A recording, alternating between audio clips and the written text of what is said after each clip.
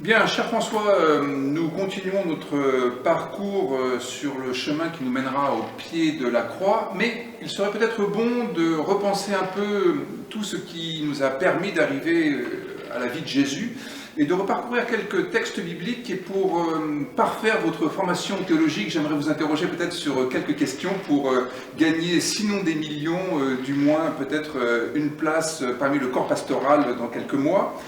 Nous allons donc peut-être vous soumettre à la question. Et la première question que j'aimerais vous poser, je vous écoute. Est-ce qu'on a le droit à des jokers pour les réponses? Alors bien sûr, je ne peux pas faire autrement que d'exprimer la charité chrétienne en vous autorisant tous les jokers que vous voudrez. Je vous remercie. Vous pourrez les utiliser en cours de route, à bon escient, mais avec parcimonie. Je vous remercie. Bien. Alors, commençons par une question assez simple. Dans le livre de l'Exode, il est question de Moïse qui doit convaincre le roi d'Égypte, le pharaon, de libérer le peuple hébreu. Et 10 plaies seront utilisées pour essayer de forcer un peu la main du pharaon.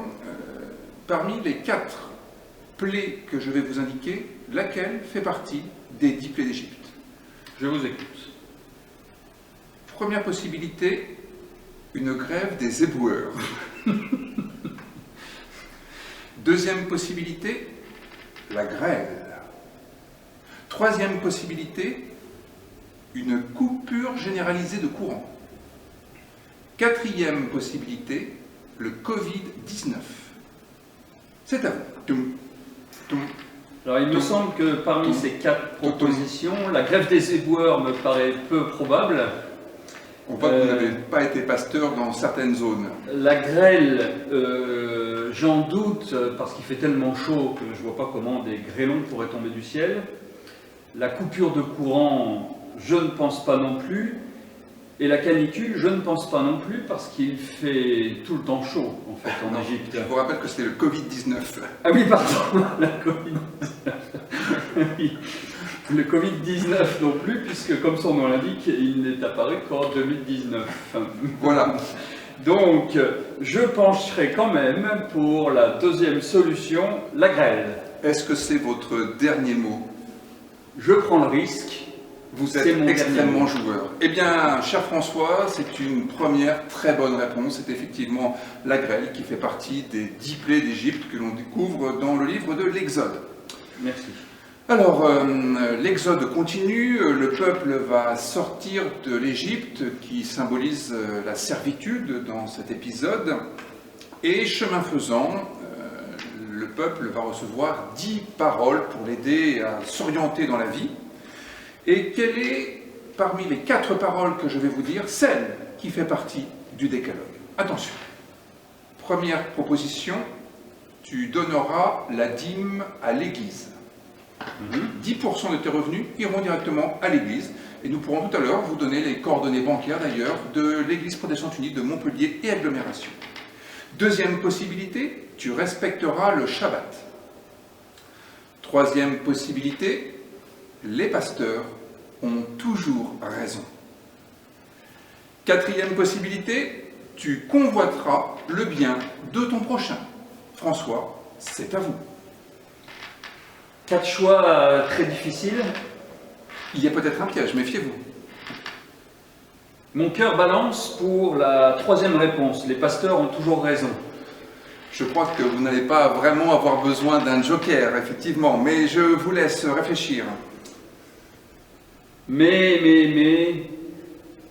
peut-être que la deuxième réponse, tu respecteras le Shabbat, me semble être une réponse plus appropriée compte tenu du contexte dans lequel a été écrit le décalogue. Et est-ce que vous pourrez justement nous parler un peu de ce contexte? Eh bien, je pense que de toute manière, au moment où le décalogue a été donné à Moïse, l'Église n'existait pas. L'Église n'existait pas. C'est bien vu. Donc la première question me semble impossible. Pour la troisième, même si elle m'arrange bien, puisque si les pasteurs ont toujours raison, je pense que c'est un atout pour devenir pasteur. Je vous entendrai sur ce sujet une autre fois. Je pense que les pasteurs n'étaient pas très présents au moment de la rédaction du décalogue. Et tu convoiteras le bien de ton prochain ne me paraît pas être très évangélique comme devise. Donc je pense quand même que la réponse numéro 2, tu respecteras le Shabbat, est la meilleure solution à proposer. Eh bien, François, c'est pour l'instant un parcours sans faute, puisqu'effectivement, c'est le respect du Shabbat qui fait partie des prescriptions que l'on trouve dans le livre de l'Exode et également dans le livre du Deutéronome. Alors, nous allons sauter quelques siècles dans la narration, pas forcément dans la rédaction, mais dans la narration, et nous allons nous retrouver avec le petit David. Le petit David dont on a souvent des représentations sculpturales, notamment avec Michel-Ange, qui représente David qui vient de terrasser un géant philistin. Quel est le nom de ce géant philistin? Est-ce Goldorak? Est-ce Gargamel? Est-ce Garibaldi? Est-ce Goliath? Alors là, je n'hésite pas, et je pense que la réponse numéro 1... Êtes-vous sûr? Je suis sûr, pour la réponse numéro 1, il s'agit de Goldorak. Alors, mon cher François, je vais quand même m'autoriser à vous poser la question. Est-ce votre dernier mot? Oui, Goldorak. Goldorak. Eh bien, je pense qu'en vertu des consignes données par Actarus, il faut que je vous dise que ce n'est pas la bonne réponse. Pas plus que les Schtroumpfs n'auraient été heureux de vous faire savoir que c'était Gargamel. Quant à Garibaldi, eh bien écoutez, l'Italie fait ce qu'elle peut elle aussi. C'était Goliath, Goliath qui indique dans une racine du Proche-Orient ancien la terreur, la suprématie qu'il incarnait à travers sa très grande stature. Bon, écoutez, François, ça me fait plaisir de voir que vous avez aussi de temps en temps quelques faux pas et que vous n'êtes pas non plus un personnage invincible et omniscient. Alors, nous continuons notre parcours de quelques personnages bibliques, notamment le prophète Élie, dont on a la trace dans les livres des rois. Le prophète Élie est malmené, il s'oppose au pouvoir royal qu'il considère injuste, et puis il se retrouve finalement esseulé, seul dans le désert, et il n'a plus de quoi sustenter, il est en quelque sorte confiné dans le désert, mais quelqu'un ou quelque chose vient lui porter secours en livrant à domicile les courses dont il a besoin. Est-ce l'entraide protestante? Est-ce l'intendant royal? Est-ce des corbeaux? Est-ce le prophète Élisée? La parole est à vous. Évidemment, la réponse numéro 1 m'attire bien, puisque l'entraide protestante est quand même connue pour pouvoir aider les plus faibles. Et qu'elle n'hésite pas à répondre aux sollicitations qui lui sont faites, d'ailleurs, aujourd'hui encore. Donc, évidemment, je penche pour la réponse numéro 1, mais la réponse numéro 3 m'attire aussi, bien que surprenante, puisqu'il serait étonnant que des corbeaux puissent apporter de la nourriture au prophète Élie. Mais je m'arrête sur la réponse numéro 3, donc je pense qu'il s'agit de corbeaux. Autrement dit, vous choisissez la réponse qui vous surprend le plus. Oui. Est-ce que ce ne serait pas une façon de dire que la trace de Dieu dans l'histoire des hommes, c'est l'inattendu? Tout à fait. Eh bien, cher François, sur le plan méthodologique, c'est tout à fait intéressant et cela vous conduit à une très bonne réponse. C'est effectivement le corbeau qui va venir nourrir le prophète Élie. Le corbeau n'est pas un personnage tout à fait isolé dans l'histoire biblique, puisqu'on entend parler aussi dans le récit du déluge. C'est le corbeau qui est envoyé hors de l'arche de Noé et qui va voler à la surface des eaux, comme l'Esprit Saint, l'Esprit de Dieu le fit autrefois dans les premiers temps de la Genèse, pour rendre le monde plus vivable qu'il ne l'était alors. Et c'est exactement ce que fait ici le corbeau. Il rend le monde d'Élie autrement plus vivable que ce qu'Élie pouvait craindre pour lui-même. Merci pour toutes ces précisions. Eh bien, cher François, je vous propose de faire une première page publicité, une première pause publicité, et nous nous retrouverons juste après pour de nouvelles aventures à travers quelques textes bibliques. À tout de suite. À tout de suite. Vous avez donc appris que la dîme ne fait pas partie du décalogue. Néanmoins, rien ne vous empêche d'offrir la dîme à votre église, c'est là votre liberté, et vous pouvez même donner plus que 10% de vos revenus si affinité. Vous pouvez être tels les corbeaux bibliques qui offrent ce qui est nécessaire au prochain et au lointain, et pour cela vous pouvez faire un don en ligne par exemple à l'adresse qui est indiquée. Merci pour votre générosité et nous retrouvons maintenant François pour la suite du questionnaire auquel il se soumet en toute liberté. Bien, cher François, nous nous retrouvons pour ce parcours biblique extrêmement rapide pour redécouvrir un peu les histoires qui précèdent l'arrivée de Jésus dans les textes bibliques. Et j'aimerais vous interroger sur l'un des psaumes les plus connus. Il y a bien sûr le psaume 22 que l'on entendra au moment de la crucifixion de Jésus, qui commence par « Mon Dieu, pourquoi m'as-tu abandonné ?» Mais le suivant, le psaume 23, est particulièrement connu. On l'entend souvent dans les films lorsqu'il y a des obsèques, par exemple, qui sont célébrés. Le psaume 23 qui commence par « L'Éternel est mon berger, je ne manquerai de rien, il me fait reposer de verts pâturages, etc. » Il y a parmi les mots que je vais vous dire, un mot qui est absent de ce psaume 23. Quel est ce mot? Est-ce la foi? Est-ce la grâce? Est-ce éternel? Est-ce âme? Foi, grâce, éternel, âme. Nous vous écoutons. Je pense que la question est un petit peu piégée. Ça serait bien surprenant. Parce que la réponse dépend finalement des traductions que l'on utilise. Cela est juste et bon. Et du coup, en fonction de la traduction, peut-être que la réponse sera différente. Parce que par exemple, pour la réponse numéro 3, éternel, suivant la traduction, on peut trouver éternel ou Seigneur, ou voilà. Vous avez raison, vous avez raison. Donc, le mot éternel, l'éternel, peut être absent du psaume 23, suivant les traductions. Vous avez entièrement raison. Néanmoins, je pense que quelle que soit la traduction, oui, la réponse numéro 1, foi, sera absent du psaume 23. Et voilà le paradoxe de ce psaume, mon petit François. C'est que ce psaume ne parle que de foi, la foi que ce pèlerin de la vie place en Dieu, et pourtant, ce mot n'est jamais utilisé. Voilà donc aussi un enseignement qui vous sera très utile. Ce n'est pas parce qu'un mot est utilisé que la réalité à laquelle ce mot renvoie est effectivement présente, et à contrario, ce n'est pas parce qu'un mot n'est pas prononcé que la réalité à laquelle il pourrait renvoyer n'est pas tout à fait présente. Bien. Ce ne sont pas ceux qui en parlent le plus qui en mangent le plus. Merci.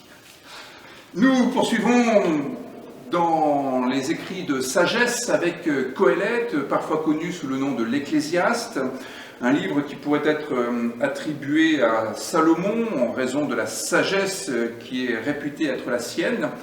Le livre de Coëlette offre plusieurs phrases qui sont devenues assez célèbres. On connaît par exemple « Rien de neuf sous le soleil », ou cette mauvaise traduction, vanité des vanités, tout est vanité, il faudrait plutôt comprendre par fragilité des fragilités, tout est fragilité, même vous, mon petit François. Coëlette a-t-il écrit « Rien ne sert de courir, il faut partir à point » A-t-il écrit « C'est en forgeant qu'on devient forgeron » A-t-il écrit « Jette ton pain à la surface des eaux » A-t-il écrit « Si tu veux la paix, prépare la guerre » Voilà la question qui vous est posée, François. Et nous sommes comme suspendus à vos lèvres. Vous avez proposé comme traduction pour la phrase, une des phrases les plus connues de Coëlette, à la place de vanité, tout est vanité. J'aime bien votre façon de ne pas répondre à la question ou de répondre à la question par une autre question, peut-être. Allez-y. Oui, mais j'aimerais quand même revenir parce qu'il me semble important. Vous avez préféré la traduction de fragilité, tout est fragilité. Oui. Mais le mot hébreu qui est utilisé, Hevel, oui, dans Coëlette, pour ça, est très difficile à traduire. Et les traducteurs ne se sont jamais mis d'accord sur le sens de ce mot. Mais donc d'autres propositions ont été faites. Il y a futilité, par exemple, dans la Nouvelle Bible seconde. Et il y en a d'autres qui proposent buée, tout est buée aussi. Ce qui me semblerait plus juste, parce que c'est pas péjoratif, alors que futilité, vanité, c'est quand même assez péjoratif. Dans l'interprétation contemporaine, peut-être. C'est toujours bien de mettre les traductions en contexte tout de même. Mais ce qui est intéressant, c'est de revenir au mot hébreu qui nous a amené. Vous continuez à répondre à la question, c'est bien ça. Vous êtes peut-être un peu embarrassé par la question, mon cher François. Non, mais parce que le mot hébreu, Evel, oui, qui a donné vanité, qui a donné aussi Abel. Voilà, c'est ce que je voulais dire. Je voulais dire, c'est celui qui a. Et bien alors, allez-y. En quoi est-ce que la futilité permet de donner du sens au nom Abel? Allez-y, je vous écoute. La France vous écoute. Ah oui. Moi, tu ne mettras pas ça. Si, on le mettra aussi. Donc, parce que Abel a donné, donc c'est le frère de Caïn, oui. Et Abel, évidemment, a été tué assez rapidement, et donc il a eu une espérance de vie assez courte. Et son prénom porte toute la fragilité. On y revient bien. Toute la fragilité de cet homme, de cet homme dans sa vie. Maintenant, je reviens à votre question. Oui, ce serait bien gentil. Concernant Coëlette. Donc je penche pour la troisième réponse, jette ton pain à la surface des eaux, même si je ne sais pas bien le resituer dans quel chapitre du livre de Coëlette. Alors c'est à la fin du livre de Coëlette, lorsque le sage dit « Jette ton pain à la surface des eaux, avec le temps, tu le retrouveras. Ah, oui. Avec le temps, tu le retrouveras. » Pas identique. Il sera chargé de tout ce que la mer charrie, et il sera gorgé de tout ce qu'il aura récupéré au fil du temps.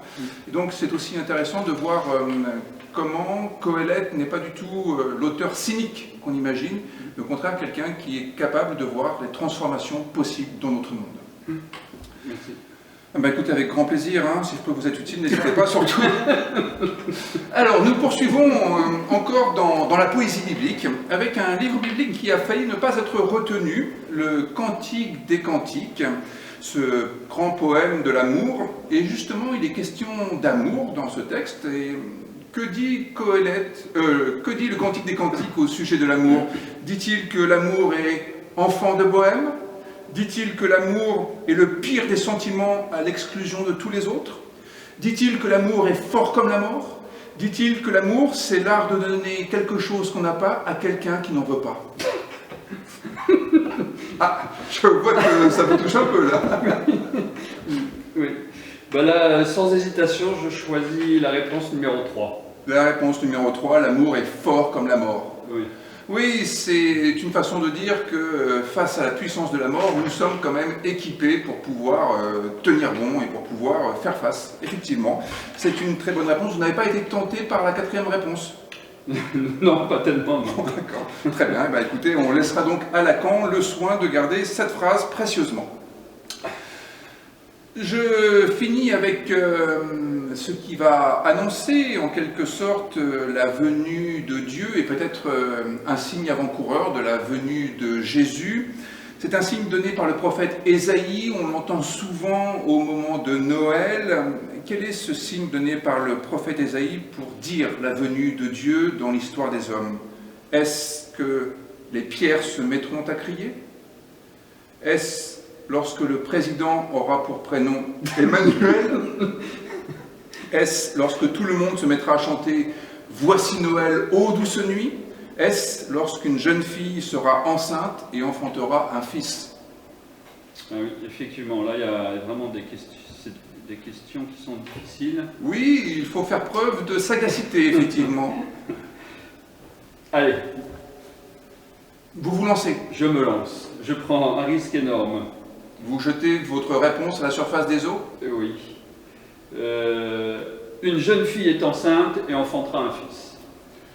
Et cela nous conduira à cette première berceuse que l'on trouve dans le livre du prophète Ésaïe, qui Yeled Yulad Lanu Ben Nitan Lanu. Car un enfant nous est né, un fils nous est donné. François, c'est une très bonne réponse. Vous avez quasiment fait un parcours sans faute pour annoncer la venue de Jésus parmi les hommes. Je vous félicite. Merci et à bientôt. À bientôt. Merci.